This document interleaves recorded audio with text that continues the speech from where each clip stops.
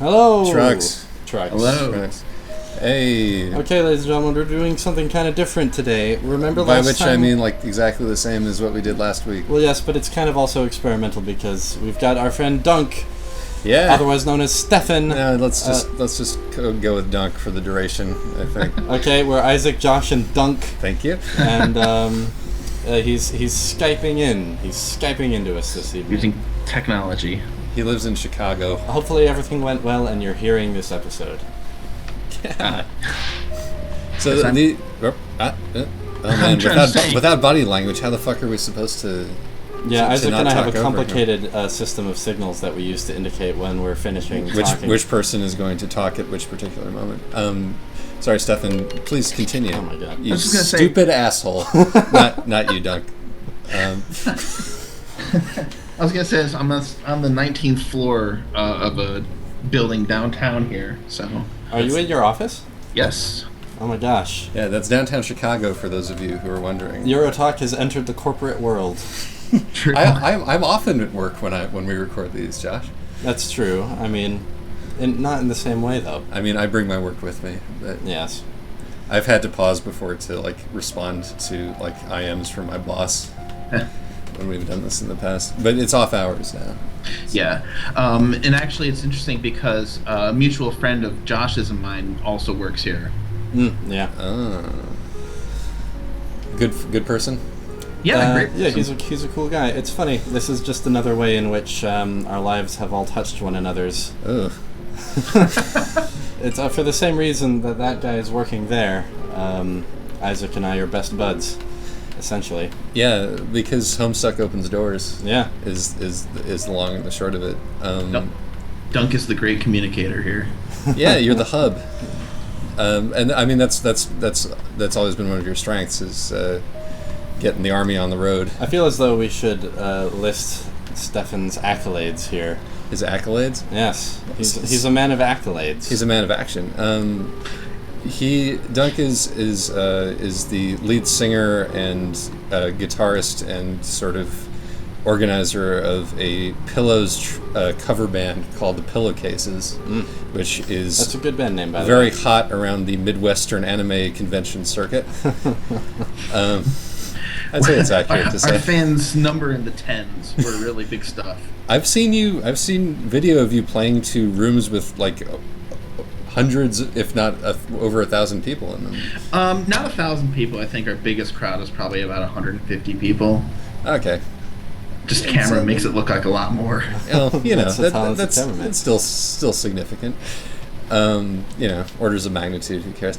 And let's see. What accomplishments of his were you going to list, Josh? He's also the programmer and administrator of the slightly old school at this point, I think it's fair to say, Homestuck fan community Pester Chum, an imitation of the web client from the comic, which is where I met a lot of my internet buddies, which kind of became indirectly responsible for my hanging out with Isaac. Yep. Yeah, it's where I met Josh too. Yeah, absolutely. Yeah. So Dunk is also a would you characterize yourself as a big name fan? I knew this question was going to come up, and I would say I'm a sub BNF. You're a B BNF. Yeah, SBNF I think I would say. And it's because being a program, there are thousands of people that have used my stuff and have no idea that I did any of it. I constantly meet Homestuck fans, and I'm like, "Hey, you use Pester Chum?" They're like, "Yeah," and I'm like, "Oh, that was me," and they're like, "Oh my god." But you got people who are excited to meet you. I mean, I think that constitutes big name fandom. You're a shadowy facilitator. Maybe just BF because my name doesn't really get out there. A shadowy facilitator known to the people in the know. Yes, and also exactly. other BNFs know who I am too. So is BNF a term that exists outside of this conversation? Yes. Oh wow. Much. I was on my dash today. In fact, somebody said that they were a Redwall BNF. Oh wow. I didn't know those were. I didn't. That my exact response to her was, "How is that a thing?" Yeah. And apparently, it was a thing. She met her girlfriend through being a Redwall BNF. Wow. Because they were both BNFs in the Redwall community. Yeah, this existed far before Homestuck. This idea. I mean, I'm not surprised about the idea, just the term. I've never come across the term that before. too. Whoa. It sounded like you just went into hyperspace there, Nuck. Oh, yeah. That connection might not be all it's cracked up to be. It's okay. Just as we were telling you before the recording started, please try not to be enthusiastic or to laugh. Basically anything that would modulate your tone beyond the sort of... If Dunk sounds like a boring stick in the mud, it's because he's expertly modulating his personality around our technical limitations. Exactly. Because he doesn't want to sound like shit in your ears. He doesn't want to shit in your ears, ladies and gentlemen, as a professional musician, which brings us to the topic that we were going to discuss this week. The topic of the evening. Yeah, because another thing on Dunk's long and storied resume is that one of the very, very smallest things is that he and I used to write music videos. We used to write music reviews together, and we were kicking off this project again. I've put this up in my Tumblr, and it's been, how long has it been? Like 8 years since we last did this. It was 2006 or 2007. Yeah, so 7 or 8. 7 or 8 years. Yes. That's ridiculous. Yeah, and it's even crazier because we're reviewing music from 2004, which now is 10 years old. Right. So the bleeding cusp of relevance, even then. But we sort of we're kicking this thing off again, partially just because it's something to do that is fun, but also because I think that we've both thought more about what music criticism ought to be like in the intervening time. And I wanted to talk a little bit about what music criticism is. Because music criticism has a particular set of challenges involved in it that is not necessarily copacetic with various other forms of criticism or essay writing. And I think where we should start off with that is to have Josh talk about it. Yeah, well, you know what's going to happen if I talk about it. What's going to happen if I'm going to compare it to video game criticism. Why is tonight like all other nights? Well, okay. I actually did read an essay about this recently where the author, Claire Hosking... there you go. This is actually an essay which went up on her Tumblr briefly and then went down so that she could pitch it around for a bit. But among the things she mentioned were... Doug is being accosted, apparently. Yeah. Yes, among the things she mentioned was that video game criticism is perhaps ought to be treated like music criticism, which I thought was an interesting thing to say, because music criticism is kind of an unknown quantity in and of itself. It's also kind of a terrible thing as a general matter. Yeah. How did she characterize music criticism and in the particular ways in which video game criticism should be more like it? Well, I think what she was mostly talking about in this essay was, and I won't go into this in too much detail, but it was an essay about the way games, the term games is fought over, and what ought to be called a game, and all of that. And she actually, most people who I read in the video game world have said that we ought to just call everything games that wants to be called games, and that's what I tend to agree with. But she actually raised an interesting point that maybe there's a better way. Like maybe the varied experiences that games can offer would actually be served and not hindered if we had different terms for different sorts of games. So what she's looking for is genreification along the lines of what you see in music, in both music fandom and music reviews. That's kind of a role that music critics play, a role which is at times stupid. And at times useful, often at the same time. In fact, there's something useful in discourse when, a critic names a genre, right. And that now everyone knows how to talk about that genre. But there's also something limiting about it, And a point that Claire Hosking raised, which I thought was good, was that if you're going to do this and come up with game terms besides game to describe types of games, then you ought to make the first thing you do, celebrating and championing these things you've just declared aren't games, as opposed to dismissing them. All right. But this is all only somewhat analogous. But what is analogous is the way music critics kind of have to field a wide spectrum of things within the medium they're criticizing. Yes, and basically if it's sound. Yes, and to account for like what type of person might like what type of music, and to kind of maintain a higher awareness of that, no matter what they're reviewing. But the I suppose the distinction being that in games criticism there is still considered there to be a unitary gamer, like the gamer. Yeah. And which is an old-fashioned concept at this point. But still one that, like, I would say, holds there are sway a lot of to a certain people. extent. There are a lot of people who self-identify that way. Yeah. And there's kind of a tyranny of that.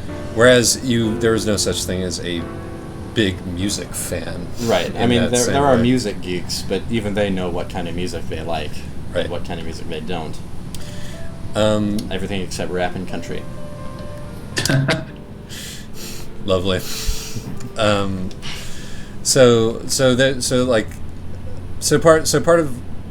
of sort of like so what we have there is one thing about that is useful about music criticism, which is that it codifies scenes. Yeah. It's almost and unfortunately it's almost more interesting to talk about scenes in terms of video games than it is in terms of music right now. But at this point in music, like what we've seen or what we used to see with scenes was that it became more of an exclusionary process and a sort of a way to get more abstract and further away from anything that like a casual listener could comprehend than anything else. Yeah. Are you a fan, Stefan, of these micro-genre labels? Do you find them useful? Sometimes. It depends on what they are. Like, honestly, like, I'm not... The only genre I know that really gets into that is EDM. And there EDM are, is like, kind of a broad genre, I would say. No, but then, like... Within EDM. Oh, within electronic music or techno, if you're trying to piss someone off. Yeah. There are about 17,000 genres. Yes, and okay. I'm hard-pressed to distinguish between any of them, but then I'm not a big fan of it, so maybe I'm speaking from ignorance there. But as far as the music I like, it's a lot more useful to just say, sounds like this band. Yeah. And yet, well, what is the kind of music you like? And then I usually tell people, I like, indie rock. Mm-hmm. For the most part, that's my sort of wheelhouse is that genre. Yeah. Maybe indie pop to an extent, but I will, I've made it a point to try and find things I like in all genres. Yeah, totally. But even then, when it is in a field as broad as that, where it is probably more useful to say what kind of band you're into, you will still see music critics, throwing terms out, almost like making them up on the spot within their review. Yeah, no, we were very angry about that back when we were reviewing music in 2006. Yeah. We poured scorn on people talking about dance punk, and people talking about what was it chillwave yet, or had that not happened yet? Were we pre or post chillwave in our? Yeah, no, that was after that. The chillwave happened. We're in C-punk now. Yes, C-punk and vaporwave. C-punk and vaporwave. Yeah, who are my OCs? I think vaporwave is dead. But the point is, that's not my opinion on vaporwave. That's what I have heard. The point being, I guess, that it's sillier in rock than it's in some of the others. And there's a structural reason for that, but that might be a boring rabbit hole to be sucked into. Sure. It's a whole separate show on C-Punk, I think. I'm sorry, say that again? You have a whole separate show on C-Punk, I think. Oh, yeah. Oh, God. I don't know enough about C-Punk. I'm not qualified to talk about C-Punk. We'd have to do research, I think, in order to do that properly. And by research, you mean drugs.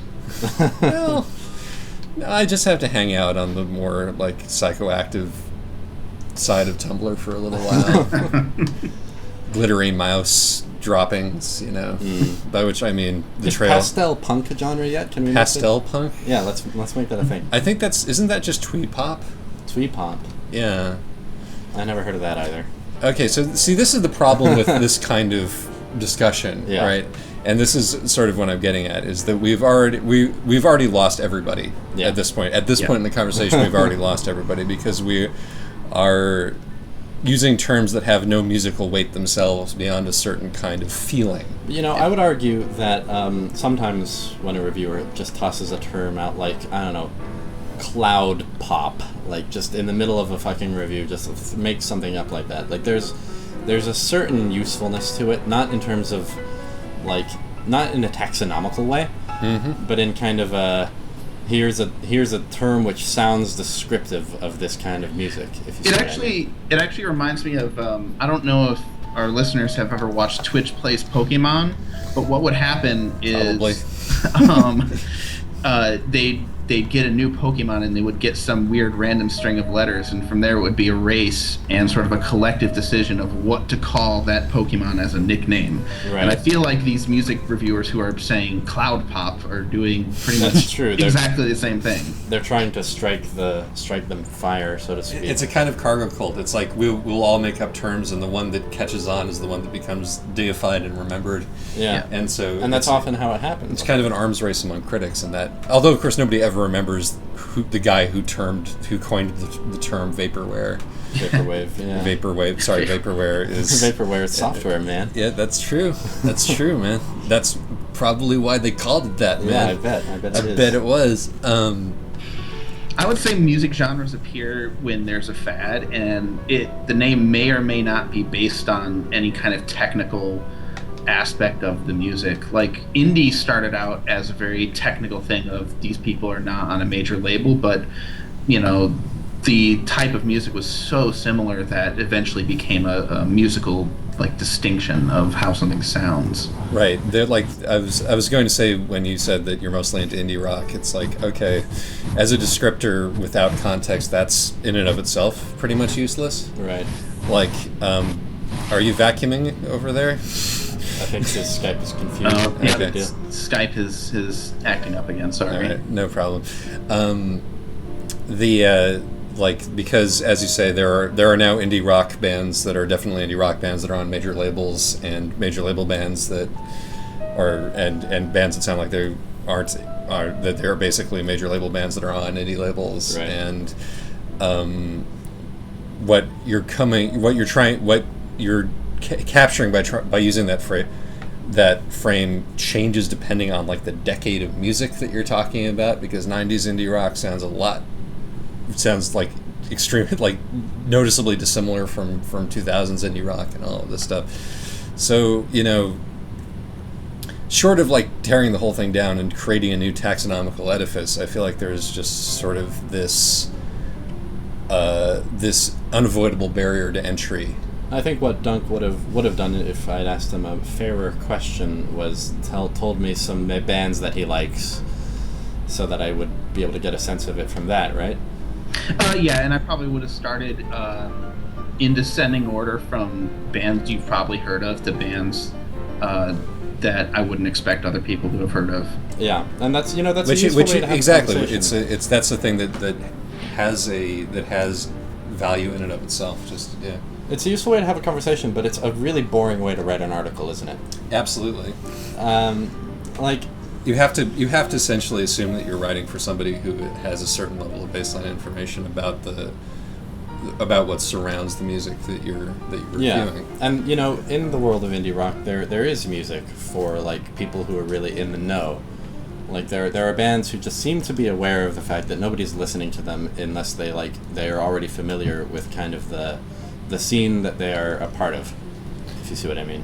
Are we talking about within indie rock or within music, really, but within indie rock, like kind of as a signifying characteristic of that genre? Yeah, well, I mean, the thing is, like, if you're a metal band, yeah, you will be absolutely confident that nobody, like, if you're like a seriously hardcore death metal band, you're absolutely confident that nobody will be listening to you except people who are into not just metal, but the particular mini offshoot genre of metal that you happen Yes, to represent. power doom metal is my favorite. Blackened doom metal is my favorite. Symphonic power metal is my second favorite. I actually really enjoy listening to symphonic power metal. It usually has dragons in it. I have to say that metal is probably the place where genre tags have the most meaning. Yeah. Well, that's because they're like all like hyper masculine nerds. They enforce those divisions with incredible ferocity. Right.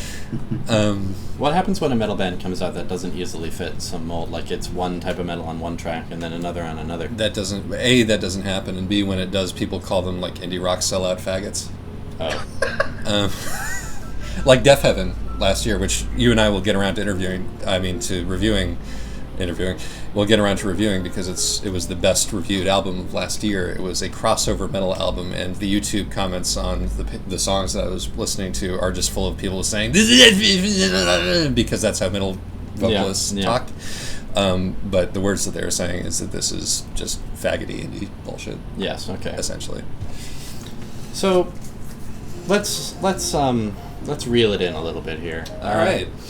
What we've generally been discussing here is that criticism kind of has a social function, right? It's got kind of a cultural function. It seems to more often than not address the culture the music exists within more than the music itself. And if I'm not mistaken, Stefan and Blurds, you two kind of have opposing viewpoints on the value of this, right? Go ahead. So I would say, like, just in different sides of the center. I would say that I don't really read music criticism because it doesn't have any like value for me in the same way that I read movie and TV criticism or criticism of like narrative. Yeah. Because I don't find a lot of depth. I don't find a lot of reward in reading music criticism because I'm not really too interested in the social aspect because I can get the social aspect from going to the show. Yeah. And I'm not really too interested in the bio of the band or like, how many shitty apartments they had to live in before they wrote this album or whatever. Yeah. All right. And I would say that Josh and I had a minor conversation on Tumblr a while back about because like Owen Pallett. Did you see this at all, Doc, when we were doing this? Oh, yeah. Owen Pallett like wrote these hyper academic or like not actually hyper academic, but like way more academic than you would normally expect, like dissections of like what were they? Katy Perry song and a Daft Punk song. Yeah. And I was like, well, this is cute, but it's useless. Right. Essentially. My feeling is that you can't remove the social context from pop music and have it without in some way just diluting or distorting the meaning of it. Right. What kind of struck me about that review was that whereas typical pop criticism like says something to the audience of pop music, this hyper academic review said absolutely nothing to anybody. Yeah. who like cares about pop music. And I would totally agree that Owen Pallett's thing was mostly useless except to students of music theory who are looking to learn about music theory. It's kind of like if a movie critic decided to do an in-depth review of the film lenses used in a major motion picture. The mise en scène, the shot depth. And it's like, oh, they've got all these digital things, and then they use this focal length. And right, this is really impressive location scouting here.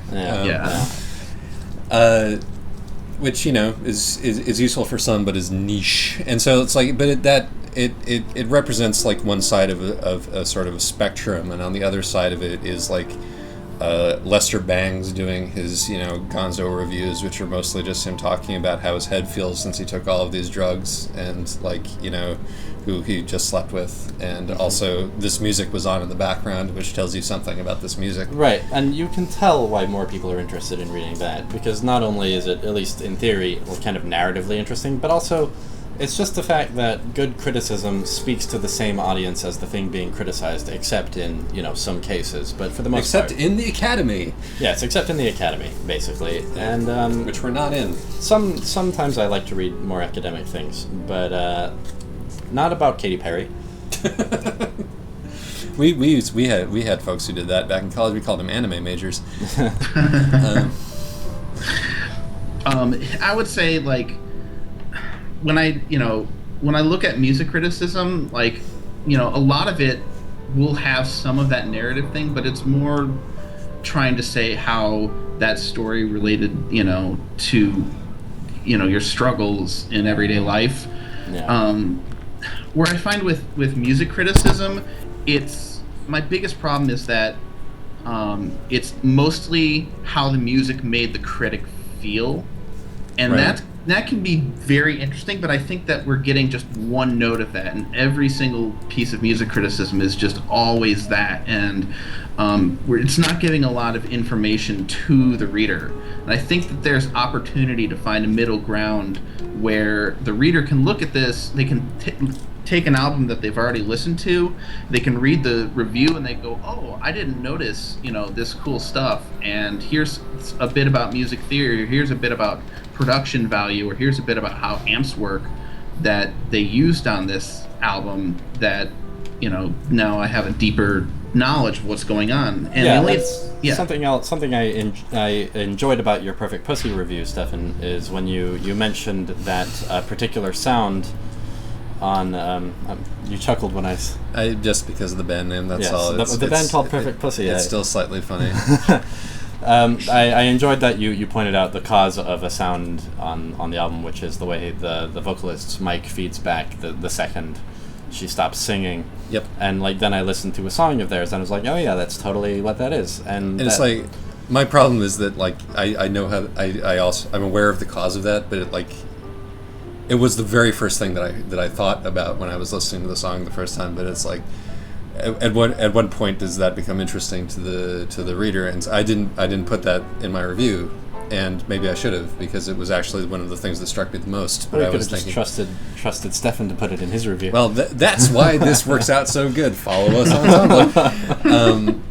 But what I wanted to say was that I agree that a middle ground should be struck, and that most music criticism that I see fails to account for the basic thing about music that differentiates it from narrative forms, which is that a tremendous amount of what it does takes place in a subjective space, and you can't spend your time talking about the actual sort of thematic content of it, because that content is so abstract. Right. And as Dunk was saying, the basic solution is to just say how the reviewer, how that abstract content hit the reviewer's brain and what emotions came out of it. But it's like, if I'm not even vaguely the same kind of person or the same kind of listener as this reviewer, this tells me absolutely nothing, unless I have this secondary job of going and trying to figure out what kind of person the reviewer is, and then seeing whether I would, like, how many degrees off would my reaction be than theirs, and so forth. So yeah, more about what is actually going on. And it's interesting to me, Josh, that you as a sort of, you're not a non-musician, but you play music less than Stefan or I do. I haven't played music in a while. By the way, we never looked at our truck, and it's kind of cool. Ooh, oh my God, we're it's truckception. Sorry. Yeah, we're trucking truck parts. Yeah. Trucking the bit you truck bits I hate with. myself a little bit now. Anyway, you were saying something to me about music? Yeah, I was saying that it was interesting that you find it valuable as a reader to get these insights into the nuts and bolts. Well, I've never worked with rock equipment before. This ain't rock equipment. Rock equipment. Yeah. I've listen. My musical equipment is music stands and mutes and a trumpet. Yeah. Do you know that Josh also plays the trumpet? I was vaguely aware of that, but I think we've now mentioned I'm that to one totally another aware of it. before. We got a couple of trumpeters here. Yeah. We're the loud people that won't shut up in band. Yeah. Like, even... Hey, Stefan, are you ever going to record the piece that I wrote for John and Sushi's wedding? I think about that about every 3 months, and I feel terrible about it every time. Well, I don't think about it nearly that often, so I think that you're off the hook. But there's a usefulness to something like explaining the mic feedback, even if the reader is aware of it, because only by mentioning it can you evaluate the qualitative effect it has on the music. Yeah, and like when I wrote that, I didn't just write, "Oh, this happens." Like I tried to give it some kind of context. Like, right. And the context was that there's absolutely no silence coming from the vocal track. Yeah, absolutely. Which is a really cogent and useful observation, because you can then go and spin that into what that means for the overall feel of the music. Yeah, making connections between what the feeling that might possibly come to you and the nuts and bolts reality of what's going on the ground, I think, is the mission. I mean, one of the issues with this is that the music has got to be at least a baseline level of interesting in order for this to happen. Yeah. When we're reviewing like a more pure pop album or something like that, or of course, there's plenty of music that we don't really have much experience with the reality of the way that it's produced, unfortunately. Right. You sort of have to start really grasping it at the social implications of it, or the lyrical content. Talking about the lyrical content, I mean, it's important. But hey, Stefan, here's a question for all of us. Do we react to the feelings in the music or the feelings in the lyrics more when we listen to music? It's always music first for me, because I have a really difficult time understanding lyrics most of the time. So it's going to be the music that draws me in. But then later, if the lyrics are particularly, if they hit me in a particularly good way, all of a sudden that doubles like the value of the album. And I think a lot of my favorite albums are albums that I liked the music first and then came back and go, oh, this is what he's saying. That's really exciting. Yeah, I generally agree with that. There's obviously a degree to which it depends on the music. But I for the most part won't notice the lyrics until I've already been drawn in by the music. It used to be very different for me. When I was younger, I was a lyrics first kind of a boy. Right. Because as I've learned more about how music is made and have made music myself, and thus, like, my brain says, oh, this is interesting about the way that the music itself is put together, in addition to whatever the guy is saying. I sort of moved over from being a lyrics first person to a more of a music first person. That being said, like, I think that getting song lyrics on the first try or understanding them is kind of also a thing that you have to train yourself to do. It's particularly listening to rap. Yes. I actually credit the fact that I can mostly understand rap lyrics on the first pass now to the fact that we did this project, actually, Stefan, because I think I listened to more rap over the course of that year than I had over the entirety of my life. I feel like I'm a terrible rap listener, because like the first thing I'll notice is just whether or not the beat is well produced and pleasing, and like then I'll go back and listen. I think that's perfectly legitimate. Sure, but then I'll go back and listen to the lyrics and I'll be like, oh, this sucks actually. Or like, oh, this is clearly like really the meat on these bones. Right. Or other times it's just like, oh, this is like kind of just there to fill the space with some nice crunchy vocals, and it's all about the production in the case of a band like Themselves or something. There's also just like the quality of the voice as an instrument, definitely. In addition to this, and like clearly that's the case when we have a singer. When those of us who came up in indie rock are used to dismissing that offhand, because the big thing about indie rock in the 90s was that being able to sing was actually kind of a strike against you. And all of the people who came out of indie rock in a big way in the 90s were shitty singers on purpose. But like that thank God changed, and also like in rap, just the sheer quality and sonority of the voice, and the flow, the technical skill behind the rapping can be as important as what's actually being said.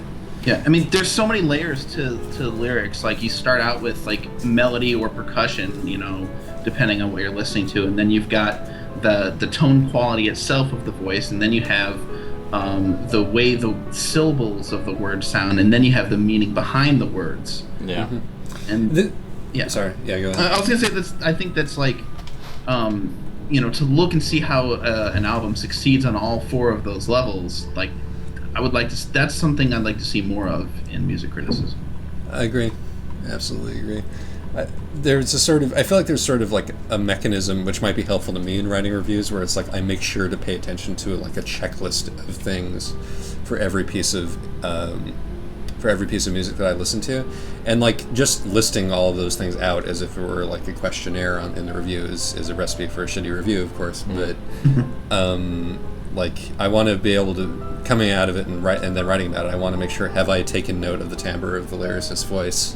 Have I taken note of the lyrics? Have I taken note of the technical accomplishment of the musicians, if musicians there be, and at the end of the day, are those things which aren't impressive actually important given what this music is trying to accomplish? Because there's plenty of good music that is, not technically great. I was just going to say, I can guarantee you I'm going to have rapgenius.com open reviewing hip-hop. That's cheating. I'll do it after I listen to the album, but I may not catch everything. I encourage you to do that. I have to tell you, in all honesty, that the reviews that we wrote back in the day tend to be not so great. And I think there were some good ones, but we had. I mean, who wants to go back and listen to music reviews written in 2006, let alone yours? Who wants to go back and read writing that one wrote that long ago? I mean, generally, but. And I copped to that right on the top of my review. So. Yeah, that's a. But the reason that I bring it up is one of the things that I think that we tended to get caught out with is just not doing even the minimal research, and then like speculating something about the band which is like grossly untrue and leaving it in there.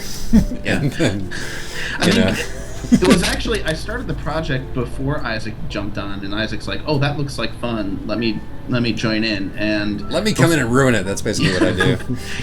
Before then, it was probably this Trucks project was originally just going to be Josh, and then I insisted that I come in and put my face all over it, because that's how I roll. It's just gonna be a let's play. It was gonna be something way more arty, actually. I was gonna try and be kind of high-minded and have a very particular thing to talk about every episode, but the chances of that actually happening were very low. We're now channeling those energies into the Blue Jam thing. Yeah. Yes. But anyway, sorry. Stay tuned. Yes. So I was just gonna say, it was one of the most embarrassing things I've ever written on the internet. It was, and I can't believe I can't remember her name, but it was this country singer had come out with a modern album. They're very famous country singer from the 60s. Loretta Lynn? Loretta Lynn. And I wrote the review as if Loretta Lynn was a new face on the country scene. I remember that album. Oh my god. And oh wow, she sure is, ripping off the old school vibe. Turns out she invented it. Yes, that is. So the moral of the story being that you can't ignore the cultural musical context completely, or else because you're going to talk about it. You can't say what a thing sounds like without being like, well, it sounds like X. Yeah, and this time I decided to look up the lyrics of the Perfect Pussy album.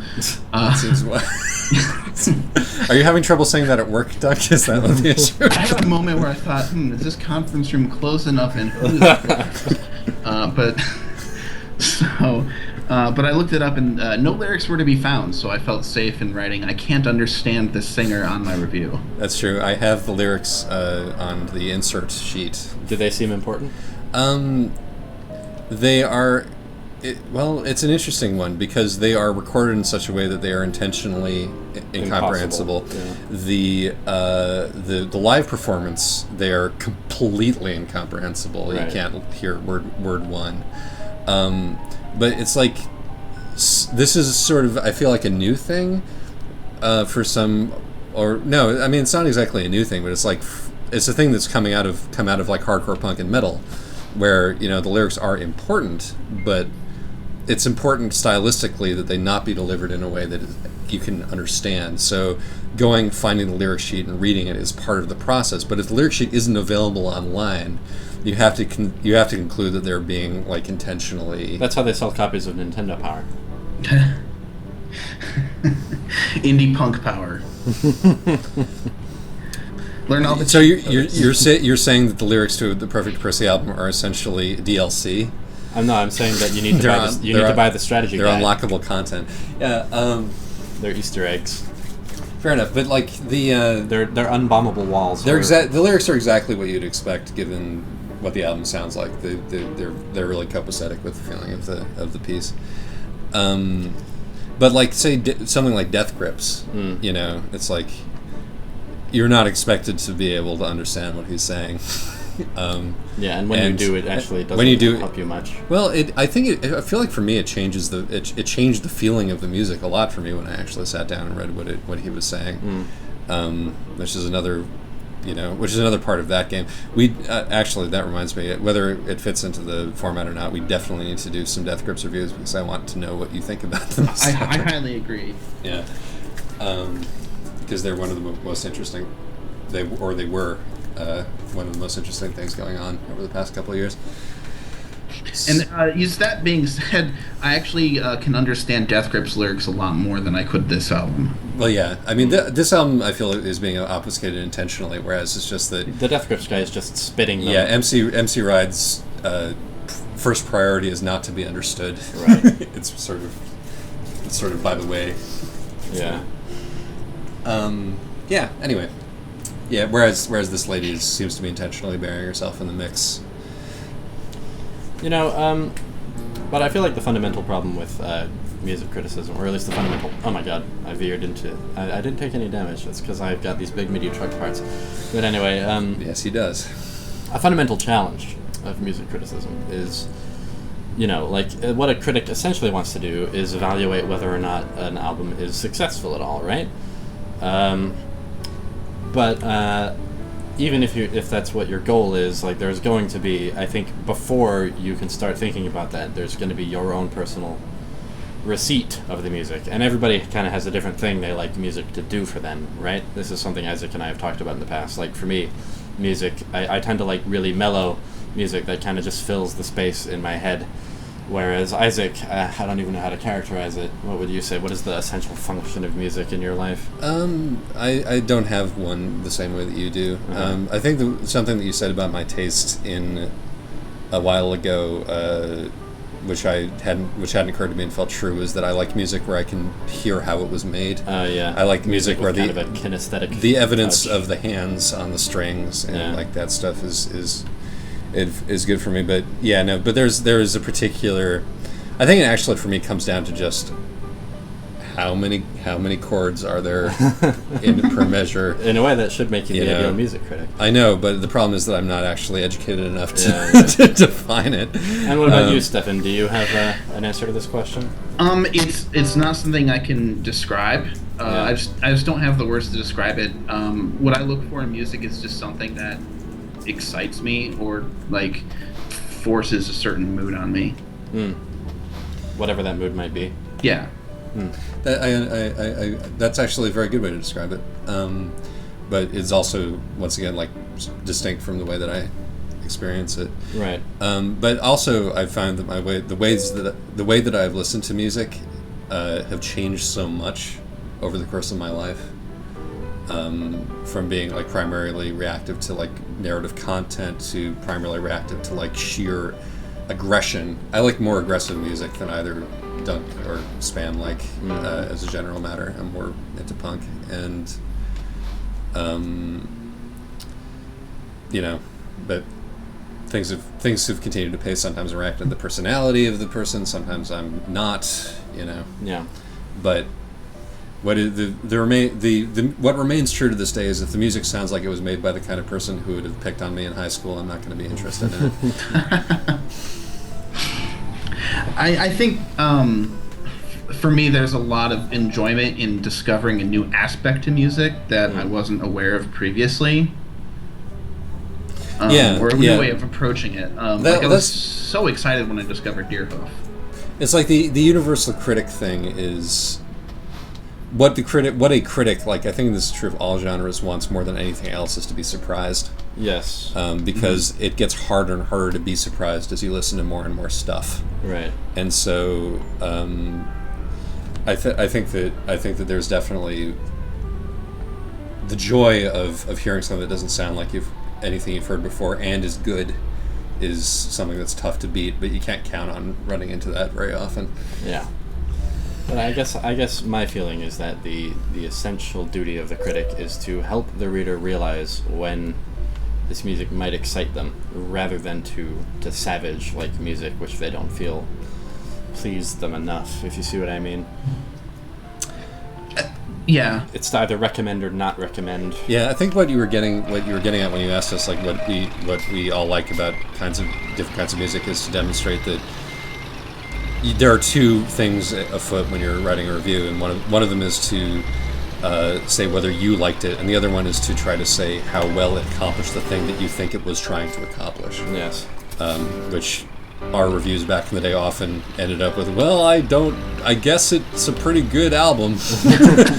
I mean, it seems to be doing what it wanted to do. Yeah. You know? I mean, there's a lot of I'll never utility. listen to it again, but... There's a lot of utility in giving the reader, like, information of what they can do with this. Like, Right. It really frustrates me, and that's why I never read any music criticism. When I read a piece of criticism, I don't know what genre it even is until, like, the 6th or 7th paragraph, if at all. And then after I read it, I have no idea whether I'm going to like it or not. So I usually have to go with a vague, well, maybe I should give this a listen. So, Right. you know. Yeah. Actually, but I want to slip something in here right before the end. Mhm.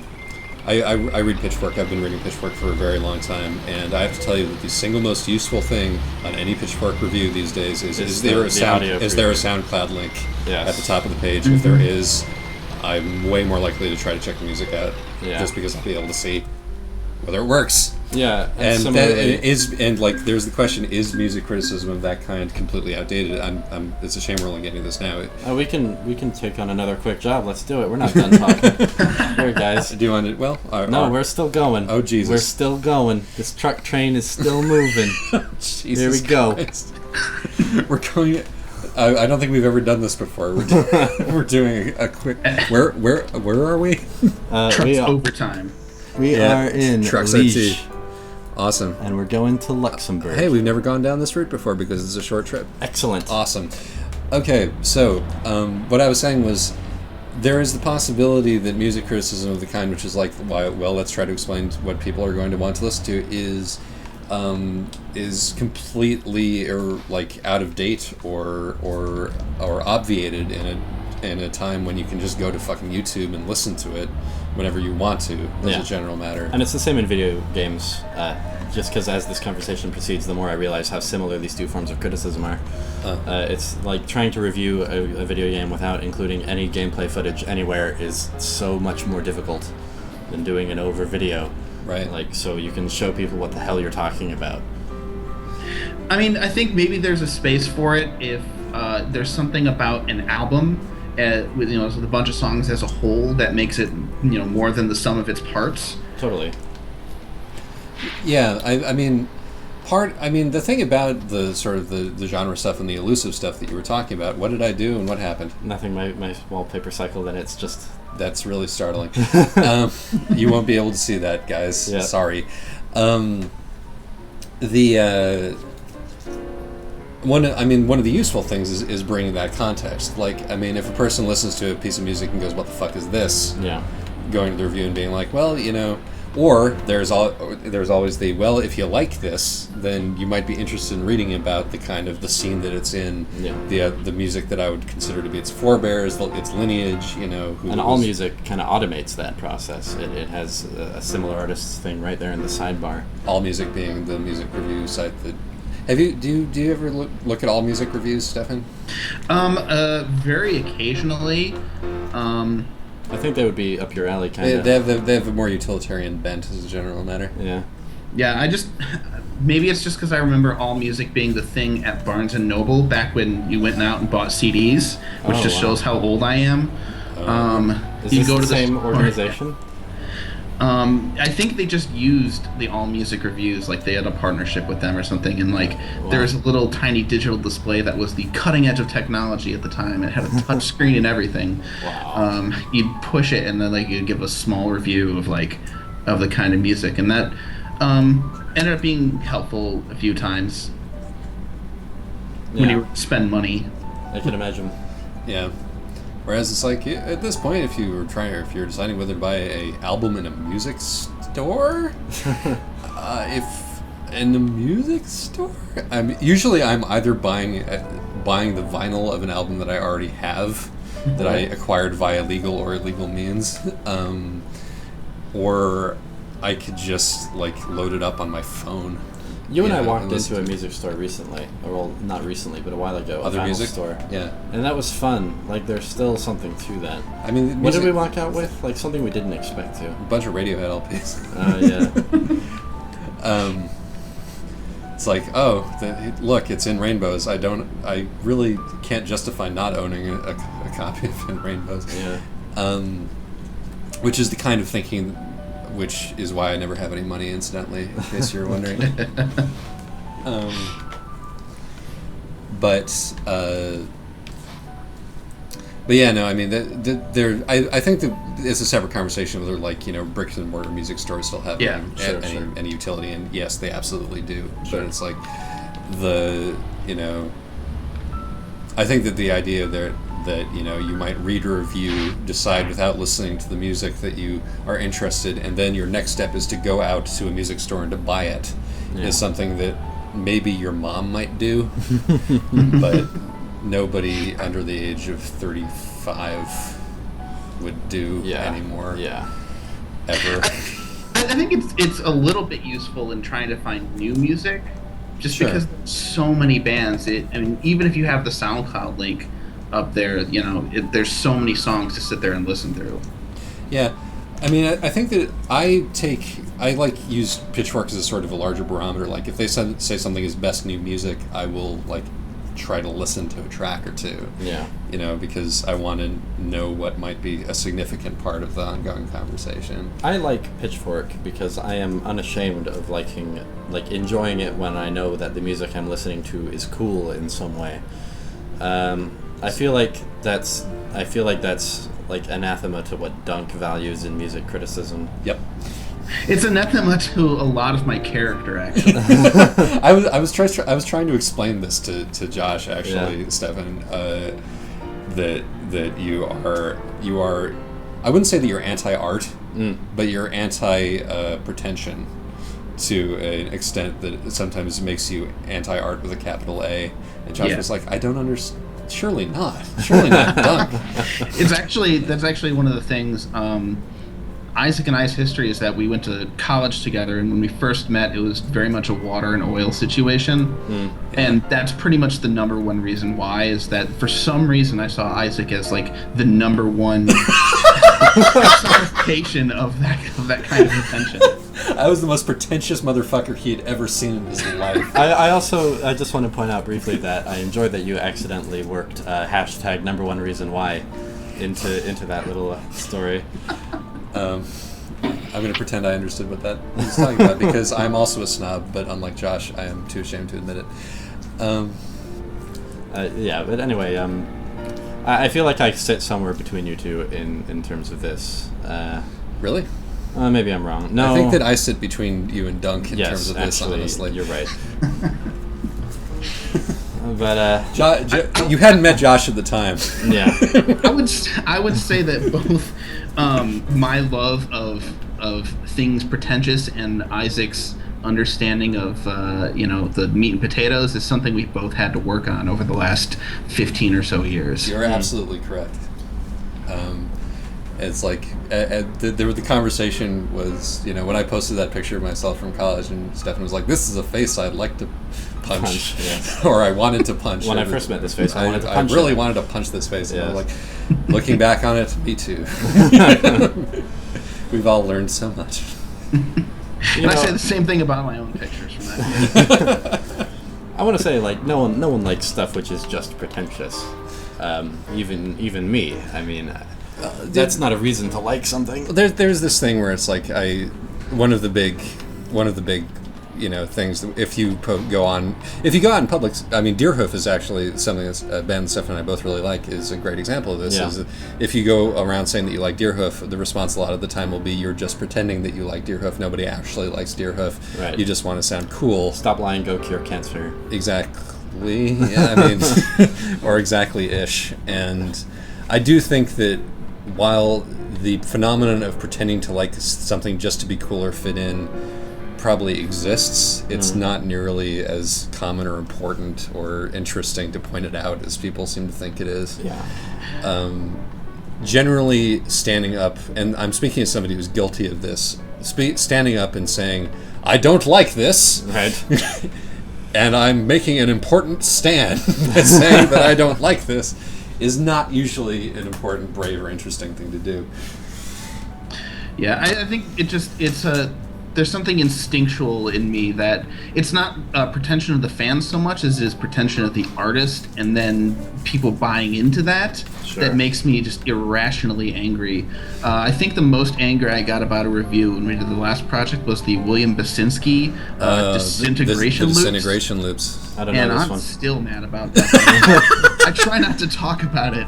It's essentially an installation piece that was then released as an album, and people got incredibly excited over what a profound experience listening to this was when it was just a tape loop playing over and over as it chewed itself to pieces over a course of 2 hours. That sounds kind of cool as an art object. There you go. I don't know if I'd listen to it, but it sounds cool as an art object. The idea that Pitchfork would put it on a best music of the year list was the thing that I think got our panties in a bunch. I was also pretty vicious about that. Yeah. It's like John Cage. If there's something John Cage, well, yeah. I mean, it's like, this is another problem with music criticism. We shouldn't be treating that as if it were the same kind of thing as Radiohead. Right.